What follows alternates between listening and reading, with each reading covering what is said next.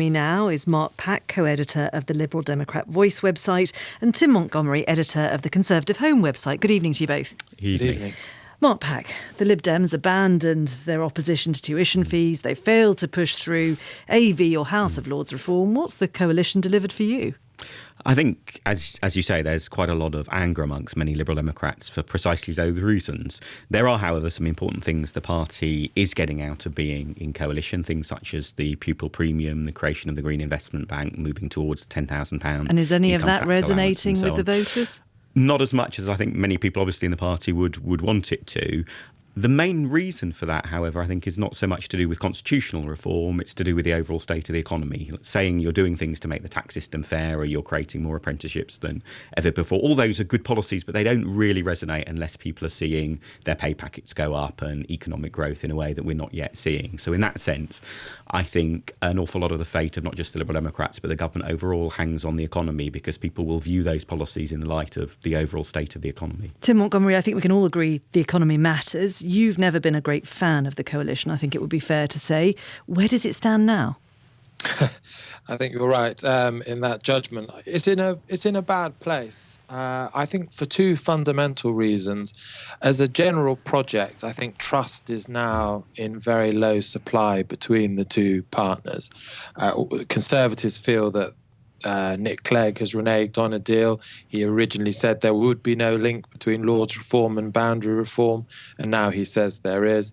And the Liberal Democrats feel that we haven't delivered on Lords reform, and so they feel aggrieved. And so you have a real trust problem, which will mean it's difficult to do things on the economy and other things that people want going forward.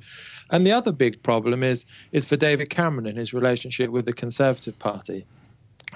Boundary reform was central to how the Conservatives would win the next election.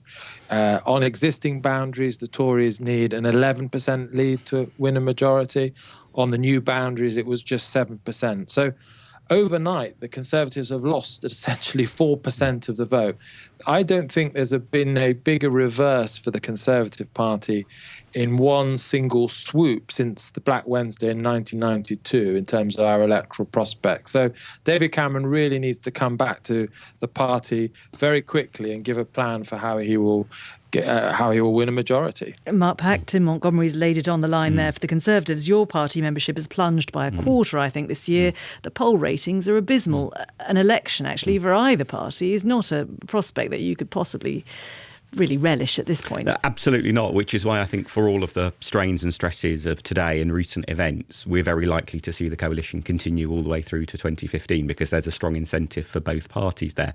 Interestingly, when I've been sort of asking around what Liberal Democrat members think today and looking online and people posting comments and so on, I've been quite surprised how certainly there is a lot of anger, but it is anger much more directed at the Tories and directed at Labour rather than over the fact of the Liberal Democrats being in coalition. And in that sense, I think Liberal Democrat members have reacted today in a much more positive way than I would have expected. I think Tim is absolutely right that today's news does show real problems for David Cameron and what the future Conservative electoral strategy is. And for Nick Clegg and the Lib Dems. Well, I think in terms of the Lib Dems, it has almost brought the party rather together in terms of anger at the Conservatives' failure to deliver this part of the coalition agreement.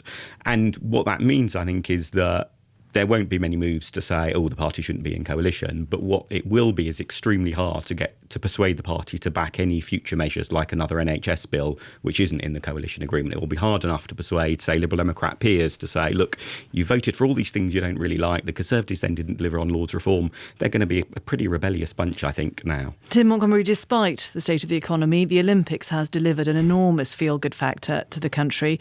But the only person who seems to have capitalised on it is Boris Johnson. Indeed.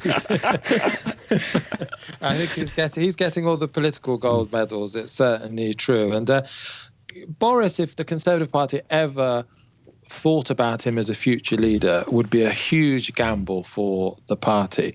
And I think the interest in Boris at the moment, the fact that the Conservative Party is talking of him as being a leader, isn't so much a sign of the positive belief that Conservatives have in Boris, although it is part of that.